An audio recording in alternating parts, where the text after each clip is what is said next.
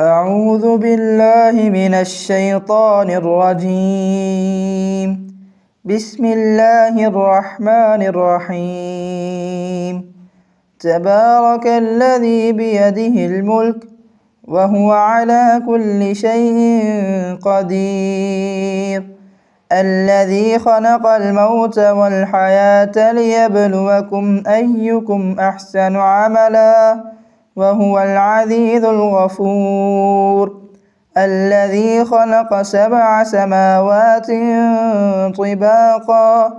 ما ترى في خلق الرحمن من تفاوت فارجع البصر هل ترى من فطور ثم ارجع البصر كرتين ينقلب إليك البصر خاسئا وهو حسير. ولقد زينا السماء الدنيا بمصابيح وجعلناها رجوما للشياطين وأعتدنا لهم عذاب السعير. وللذين كفروا بربهم عذاب جهنم وبئس المصير. إذا ألقوا فيها سمعوا لها شهيقا وهي تفور تكاد تميز من الغيظ كلما ألقي فيها فوج سألهم خزنتها ألم يأتكم نذير قالوا بلى قد جاءنا نذير فكذبنا وقلنا ما نزل الله من شيء إن أنتم إلا في ضلال كبير. وقالوا لو كنا نسمع أو نعقل ما كنا في أصحاب السعير فاعترفوا بذنبهم فسحقا لأصحاب السعير.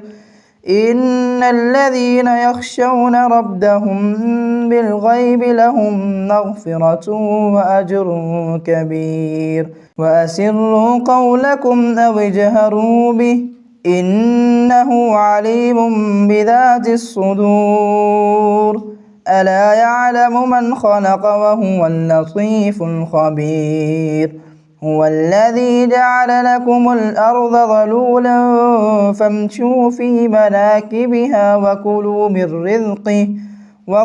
من رزقه وإليه النشور. أأمنتم من في السماء أن يخسف بكم الأرض فإذا هي تمور أم أمنتم من في السماء أن يرسل عليكم حاصبا فستعلمون كيف نذير. ولقد كذب الذين من قبلهم فكيف كان نكير. أولم يروا إلى الطير فوقهم صافات ويقبض ما يمسكهن إلا الرحمن إنه بكل شيء بصير. أمن هذا الذي هو جند لكم ينصركم من دون الرحمن إن الكافرون إلا في غرور. أمن هذا الذي يرزقكم إن أمسك رزقه بل لجوا في عتو ونفور. أفمن يمشي مكبا على وجهه أهدى أمن يمشي سويا على صراط مستقيم. قل هو الذي أنشأكم وجعل لكم السمع والأبصار والأفئدة قليلا ما تشكرون. قل هو الذي ذرأكم في الأرض وإليه تحشرون. ويقولون متى هذا الوعد إن كنتم صادقين. قل إنما إنما العلم عند الله وإنما أنا نذير مبين فلما رأوه زلفة سيئت وجوه الذين كفروا وقيل هذا الذي كنتم به تدعون قل أرأيتم إن أهلكني الله ومن معي أو رحمنا فمن يجير الكافرين من عذاب أليم قل هو الرحمن آمنا به وعليه توكلنا فستعلمون من هو في ضلال مبين قل أرأيتم إن أصبح ماؤكم غورا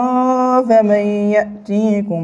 بماء معين بسم الله الرحمن الرحيم نون والقلم وما يسطرون ما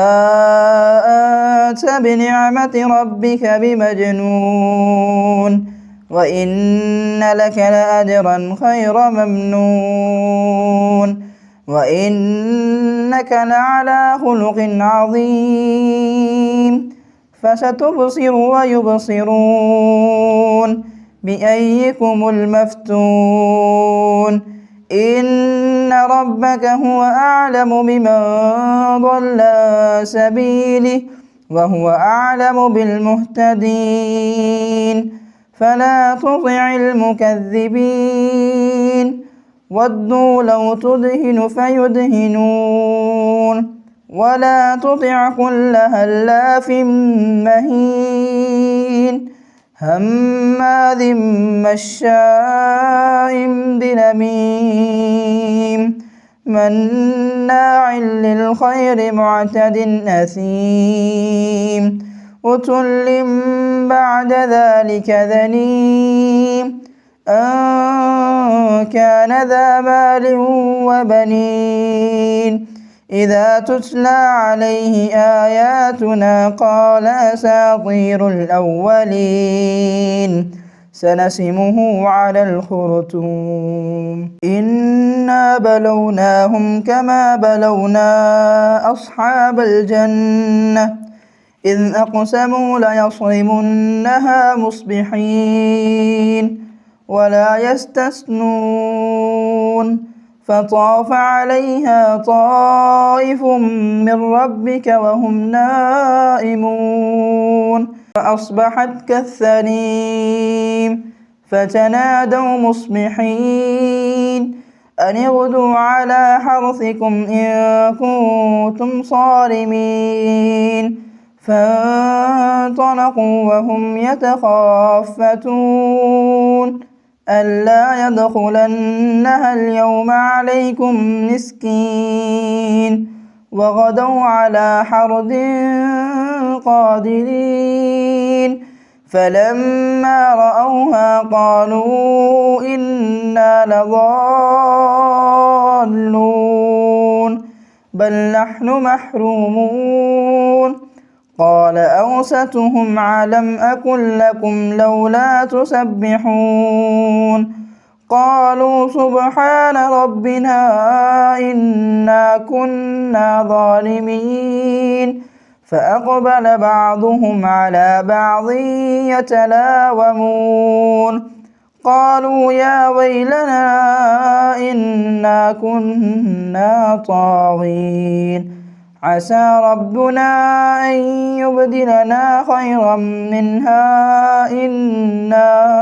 إلى ربنا راغبون كذلك العذاب ولعذاب الآخرة أكبر لو كانوا يعلمون إن للمتقين عند ربهم جنات النعيم أفنجعل المسلمين كالمجرمين ما لكم كيف تحكمون أم لكم كتاب فيه تدرسون إن لكم فيه لما تخيرون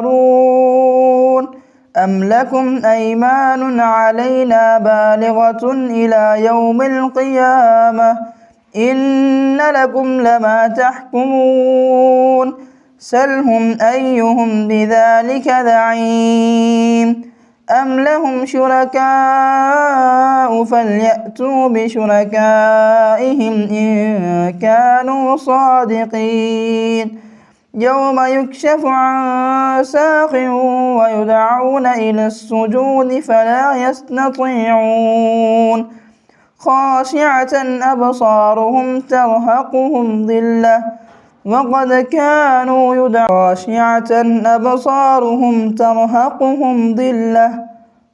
كانوا يدعون إلى السجود وهم سالمون فذرني ومن يكذب بهذا الحديث سنستدرجهم من حيث لا يعلمون وأملي لهم إن كيدي متين أم تسألهم أجرا فهم من مغرم مثقلون أم عندهم الغيب فهم يكتبون فاصبر لحكم ربك ولا تكن كصاحب الحوت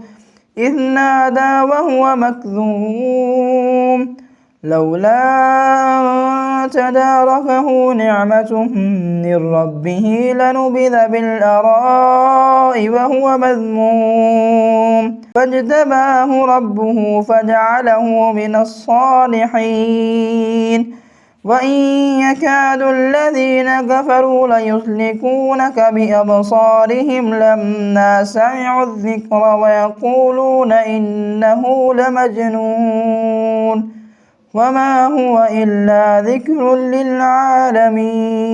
بسم الله الرحمن الرحيم الحاقة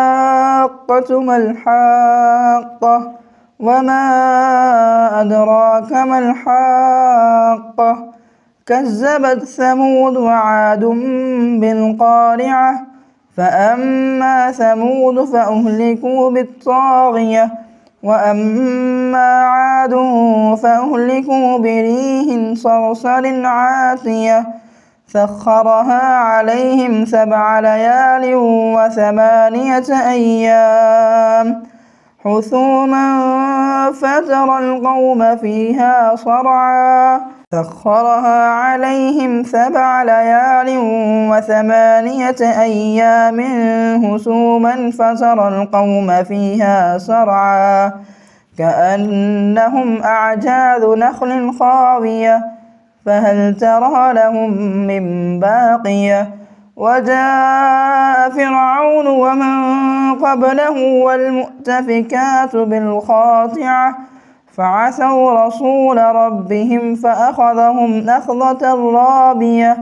إنا لما طغى الماء حملناكم في الجارية لنجعلها لكم تذكرة وتعيها أذن واعية فإذا نفخ في الصور نفخة واحدة وحملت الأرض والجبال فدكتا دكة واحدة فيومئذ وقعت الواقعة وانشقت السماء فهي يومئذ واهية والملك على أرجائها ويحمل عرش ربك فوقهم يومئذ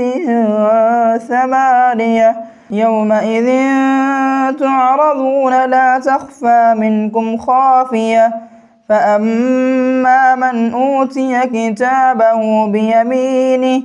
فيقول هاؤم اقرءوا كتابيه إني ظننت أني ملاق حسابيه فهو في عيشة راضية في جنة عالية قطوفها دانية كلوا واشربوا هنيئا بما أسلفتم في الأيام الخالية وأما من أوتي كتابه بشماله فيقول يا ليتني لم أوت كتابيه ولم أدر ما حسابيه يا ليتها كانت القاضية ما أغنى عني ماليه هلك عني سلطانيه خذوه فغلوه ثم الجحيم صلوه ثم في سلسلة ذرعها 70 ذراعا فاسلكوه إنه كان لا يؤمن بالله العظيم ولا يحض على طعام المسكين فليس له اليوم هاهنا حميم ولا طعام إلا من غسلين لا يأكله إلا الخاطعون فلا أقسم بما تبصرون وما لا تبصرون إنه لقول رسول كريم وما هو بقول شاعر قليلا ما تؤمنون ولا بقول كاهن قليلا ما تذكرون تنزيل من رب العالمين ولو تقول علينا بعض الأقاويل لأخذنا منه باليمين ثم لقطعنا منه الوتين فما منكم من أحد عنه حاجزين وإنه لتذكرة للمتقين وإنا لنعلم أن منكم مكذبين وإنه لحسرة على الكافرين وإنه لحق اليقين فسبح باسم ربك العظيم بسم الله الرحمن الرحيم سأل سائل بعذاب واقع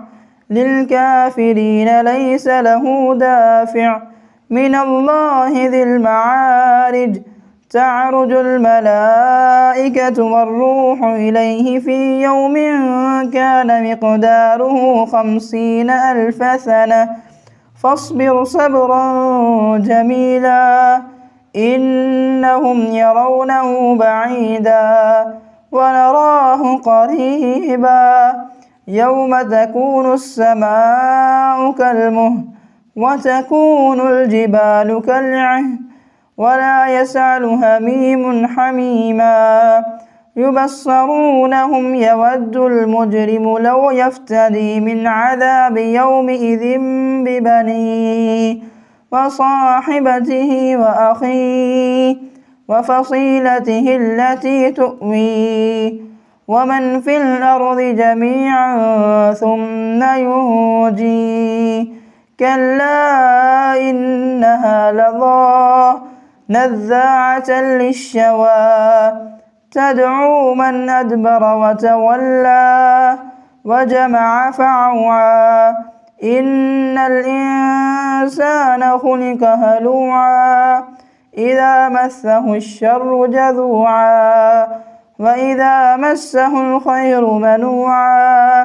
إلا المصلين الذين هم على صلاتهم دائمون والذين في أموالهم حق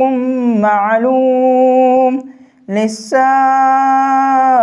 والمحروم والذين يصدقون بيوم الدين والذين هم من عذاب ربهم مشفقون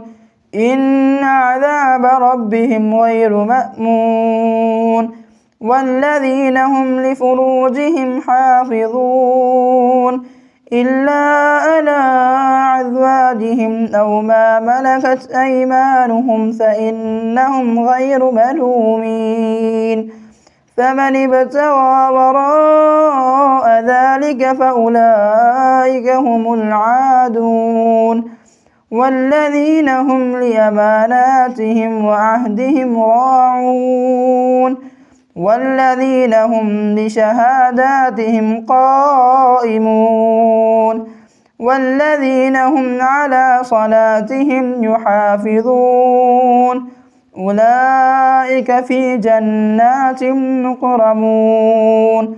فما للذين كفروا قبلك مهطعين عن اليمين وعن الشمال عزين أيطمع كل امرئ منهم أن يدخل جنة نعيم كلا إنا خلقناهم مما يعلمون فلا أقسم برب المشارق والمغارب إنا لقادرون ألا أن نبدل خيرا منهم وما نحن بمسبوقين فذرهم يخوضوا ويلعبوا حتى يلاقوا يومهم الذي يوعدون يوم يخرجون من الأجداث سراعا كأنهم إلى نصب يوفضون خاشعة أبصارهم ترهقهم ذلة ذلك اليوم الذي كانوا يوعدون بسم الله الرحمن الرحيم إنا أرسلنا نوحا إلى قومه أن أنذر قومك من قبل أن يأتيهم عذاب أليم قال يا قوم إني لكم نذير مبين أن اعبدوا الله واتقوه وأطيعون يغفر لكم من ذنوبكم ويؤخركم إلى أجل مسمى إن أجل الله إذا جاء لا يؤخر لو كنتم تعلمون قال رب إني دعوت قومي ليلا ونهارا فلم يزدهم دعائي إلا فرارا وإني كلما دعوتهم لتغفر لهم جعلوا أصابعهم في آذانهم واستغشوا ثيابهم وأصروا واستكبروا استكبارا ثم إني دعوتهم جهارا ثم إني أعلنت لهم وأسررت لهم إسرارا فقلت استغفروا ربكم إنه كان غفارا يرسل السماء عليكم مدرارا ويمددكم بأموال وبنين ويجعل لكم جنات ويجعل لكم أنهارا ما لكم لا ترجون لله وقارا وقد خلقكم أطوارا ألم تروا كيف خلق الله 7 سماوات طباقا وجعل القمر فيهن نورا وجعل الشمس سراجا والله أنبتكم من الأرض نباتا ثم يعيدكم فيها ويخرجكم إخراجا والله جعل لكم الأرض بساطا لتسلكوا منها سبلا فجاجا قال نوح رب إنهم عصوني واتبعوا من لم يزده ماله وولده إلا خسارا ومكروا مكرا كبارا وقالوا لا تذرن آلهتكم ولا تذرن ودا ولا سواعا ولا يغوث ويعوق ونسرا وقد أذلوا كثيرا ولا تزد الظالمين إلا ضلالا مما خطيئاتهم أغرقوا فأدخلوا نارا فلم يجدوا لهم من دون الله أنصارا وقال نوح رب لا تذر على الأرض من الكافرين ديارا إنك إن تذرهم يضلوا عبادك ولا يلدوا إلا فاجرا كفارا رب اغفر لي ولوالدي ولمن دخل بيتي مؤمنا وللمؤمنين والمؤمنات ولا تزد الظالمين إلا تبارا. بسم الله الرحمن الرحيم. قل أوحي إلي أنه استمع نفر من الجن فقالوا إنا سمعنا قرآنا عجبا يهدي إلى الرشد فآمنا به ولن نشرك بربنا أحدا وأنه تعالى جد ربنا ما اتخذ صاحبة ولا ولدا وأنه كان يقول سفيهنا على الله شططا وأنا ظننا أن لن تقول الإنس والجن على الله كذبا وأنه كان رجال من الإنس يعوذون برجال من الجن فزادوهم رهقا وأنهم ظنوا كما ظننتم أن لن يبعث الله أحدا وأنا لمسنا السماء فوجدناها ملئت حرسا شديدا وشهبا وأنا كنا نقعد منها مقاعد للسمع فمن يستمع الآن يجد له شهابا رصدا وأنا كنا نقعد منها مقاعد للسمع فمن يستمع الآن يجد له شهابا رصدا وأنا لا ندري أشر أريد بمن في الأرض أم أراد بهم ربهم رشدا وأنا منا الصالحون ومنا دون ذلك كنا طرائق قددا وأنا ظننا أن لن نعجز الله في الأرض ولن نعجزه حربا وأنا لما سمعنا الهدى آمنا به فمن يؤمن بربه فلا يخاف بخسا ولا رهقا وأنا منا المسلمون ومنا القاسطون فمن أسلم فأولئك تحروا رشدا وأما القاسطون فكانوا لجهنم حطبا وأن لم استقاموا على الطريقة لأسقيناهم ماء غدقا لنفتنهم فيه ومن يعرض عن ذكر ربه يسلكه عذابا سددا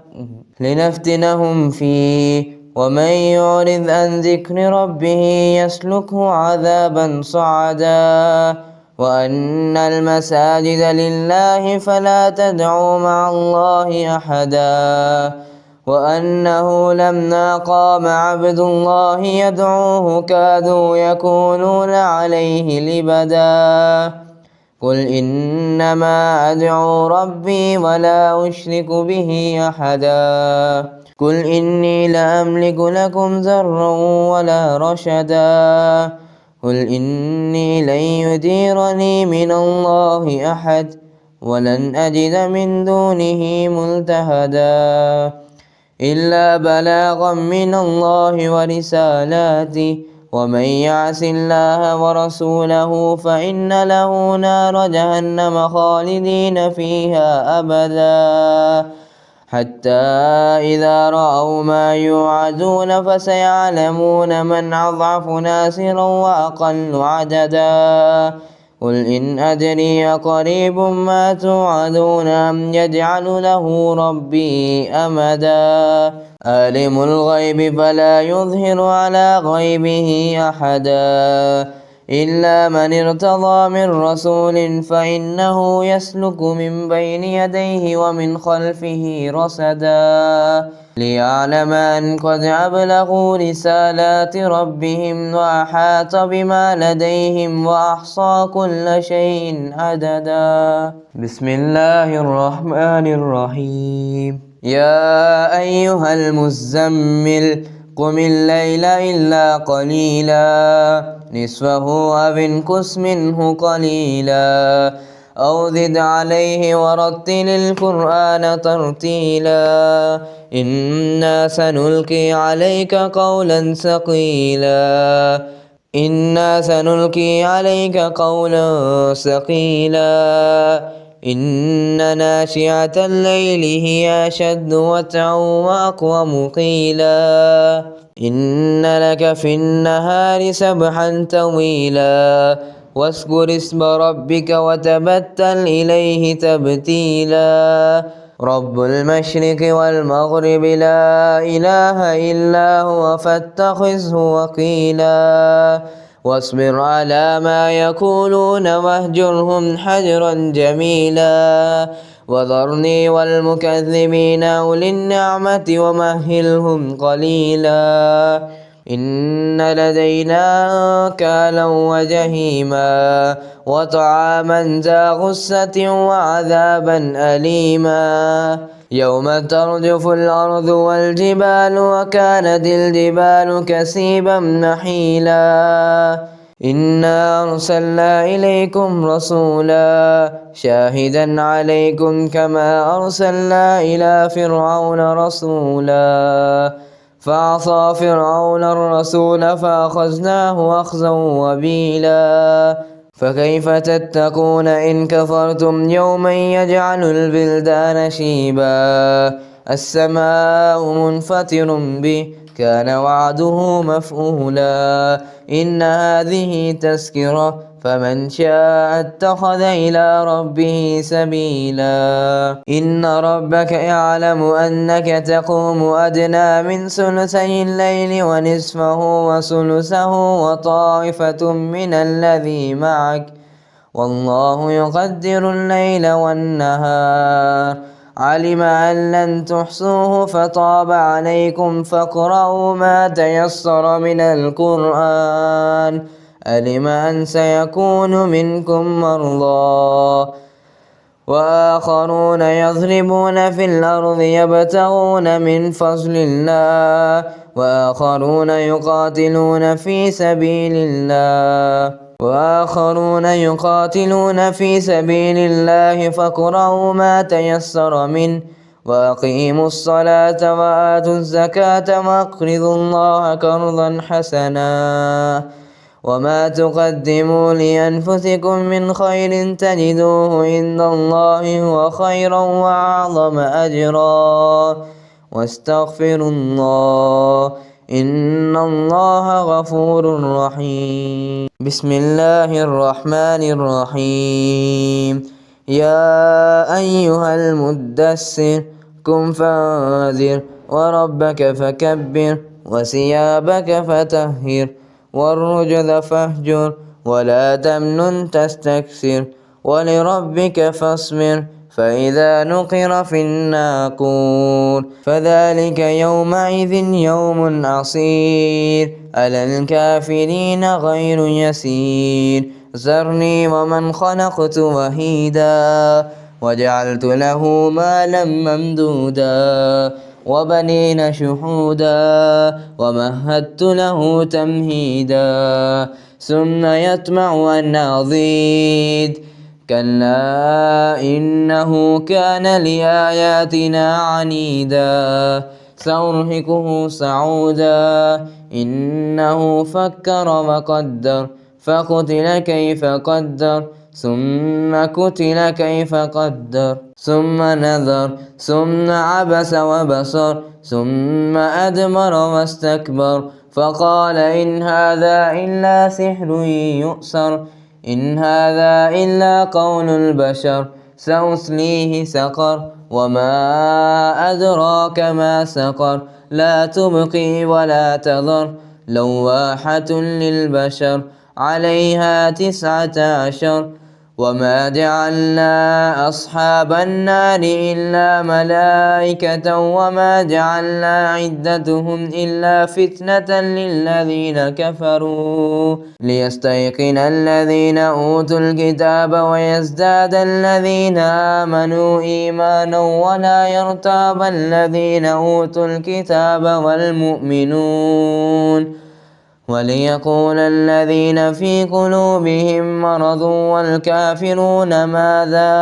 أراد الله بهذا مثلا كذلك يذل الله من يشاء ويهدي من يشاء وما يعلم جنود ربك إلا هو وما هي إلا ذكرى للبشر كلا والقمر والليل إذ أدبر والصبح إذا أسفر إنها لإحدى الكبر نذيرا للبشر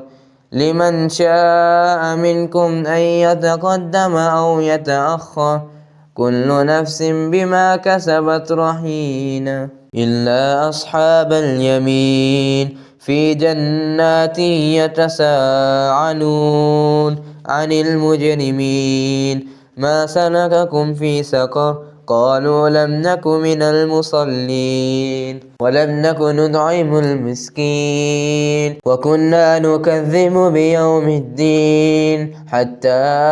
أتانا اليقين فما تنفعهم شفاعة الشافعين فما لهم عن التذكرة معرضين كأنهم حمر مستنفرة فرت من قسورة بل يريد كل امرئ منهم أن يؤتى صحفا منشرة كلا بل لا يخافون الآخرة كلا إنه تذكرة فمن شاء ذكره وما يذكرون إلا أن يشاء الله وأهل التقوى وأهل المغفرة بسم الله الرحمن الرحيم لا أقسم بيوم القيامة ولا أقسم بالنفس اللوامة أيحسب الإنسان أن لن نجمع عظامه بلى قادرين على أن نسوي بنانه بل يريد الإنسان ليفجر أمامه يسأل أيان يوم القيامة فإذا برق البصر وخسف القمر وجمع الشمس والقمر يقول الإنسان يومئذ أين المفر كلا لا وزر إلى ربك يومئذ المستقر ينبأ الإنسان يومئذ بما قدم وأخر بل الإنسان على نفسه بصيرا ولو ألقى معاذيرا لا تحرك به لسانك لتعجل به إن علينا جمعه وقرآنه فإذا قرأناه فاتبع قرآنه ثم إن علينا بيانه كلا بل تحبون العاجلة وتذرون الآخرة وجوه يومئذ ناظرة إلى ربها ناظرة ووجوه يومئذ باسرة تظن أن يفعل بها فاقرة كلا إذا بلغت التراقي وقيل من راق وظن أنه الفراق والتفت الساق بالساق إلى ربك يومئذ المساق فلا صدق ولا صلى ولكن كذب وتولى ثم ذهب إلى أهله يتمطى أولى لك فأولى ثم أولى لك فأولى أيحسب الإنسان أن يترك سدى ألم يك نطفة من مني يمنى ثم كان علقة فخلق فسوى فجعل منه الزوجين الذكر والأنثى أليس ذلك بقادر على أن يحيي الموتى بسم الله الرحمن الرحيم هل أتى على الإنسان حين من الدهر لم يكن شيئا مذكورا إنا خلقنا الإنسان من نطفة أمشاج نبتليه فجعلناه سميعا بصيرا إنا هديناه السبيل إما شاكرا وإما كفورا إنا أعتدنا للكافرين سلاسل وأغلالا وسعيرا إن الأبرار يشربون من كأس كان مزاجها كافورا عينا يشرب بها عباد الله يفجرونها تفجيرا يوفون بالنذر ويخافون يوما كان شره مستتيرا ويطعمون الطعام على حبه مسكينا ويتيما وأسيرا إنما نطعمكم لوجه الله لا نريد منكم جزاء ولا شكورا إنا نخاف من ربنا يوما عبوسا قمطريرا فوقاهم الله شر ذلك اليوم ولقاهم نزرة وسرورا وجزاهم بما صبروا جنة وحريرا متكئين فيها على الأرائك لا يرون فيها شمسا ولا زمهريرا ودانية عليهم ظلالها وذللت كتوفها تظليلا ويطاف عليهم بآنية من فزة وأكواب كانت قوارير من فزة قدروها تقديرا ويسقون فيها كأسا كان مزاجها زنجبيلا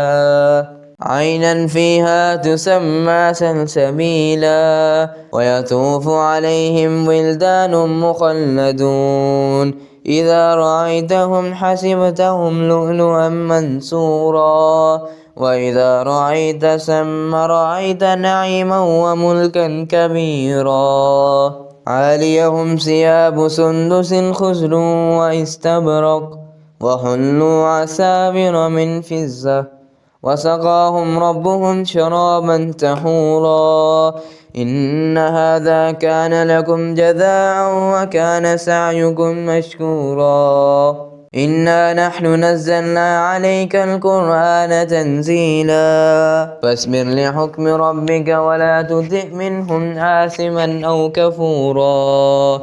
واذكر اسم ربك بكرة وأصيلا ومن الليل فاسجد له وسبحه ليلا طويلا إن هؤلاء يحبون الآدلة ويذرون وراءهم يوما ثقيلا نحن خلقناهم وشددنا أسرهم وإذا شئنا بدلنا أمثالهم تبديلا إن هذه تذكرة فمن شاء اتخذ إلى ربه سبيلا وما تشاءون إلا أن يشاء الله إن الله كان عليما حكيما يدخل من يشاء في رحمته والظالمين أعد لهم عذابا أليما بسم الله الرحمن الرحيم والمرسلات عرفا فالعاصفات عصفا والناشرات نشرا فالفارقات فرقا فالملقيات ذكرا عذرا أو نذرا إنما توعدون لواقع فإذا النجوم طمست وإذا السماء فرجت وإذا الجبال نسفت وإذا الرسل أقتت لأي يوم أجلت ليوم الفصل وما أدراك ما يوم الفصل ويل يومئذ للمكذبين ألم نهلك الأولين ثم نتبعهم الآخرين كذلك نفعل بالمجرمين ويل يومئذ للمكذبين ألم نخلقكم من ماء محين فجعلناه في قرار مكين إلى قدر معلوم فقدرنا فنعم القادرون ويل يومئذ للمكذبين ألم نجعل الأرض كفاتا أحياء وأمواتا وجعلنا فيها رواسي شامخات وأسقيناكم ماء فراتا ويل يومئذ للمكذبين انطلقوا إلى ما كنتم به تكذبون انطلقوا إلى ظل ذي 3 شعب لا ظليل ولا يغني من اللهب إنها ترمي بشرر كالقصر كأنه جمالات صفر ويل يومئذ للمكذبين هذا يوم لا ينطقون ولا يؤذن لهم فيعتذرون ويل يومئذ للمكذبين هذا يوم الفصل جمعناكم والأولين فإن كان لكم كيد فكيدون ويل يومئذ للمكذبين إن المتقين في ظلال وعيون وفواكه مما يشتهون كلوا واشربوا هنيئا بما كنتم تعملون إنا كذلك نجزي المحسنين ويل يومئذ للمكذبين كلوا وتمتعوا قليلا إنكم مجرمون ويل يومئذ للمكذبين وإذا قيل لهم اركعوا لا يركعون ويل يومئذ للمكذبين فبأي حديث بعده يؤمنون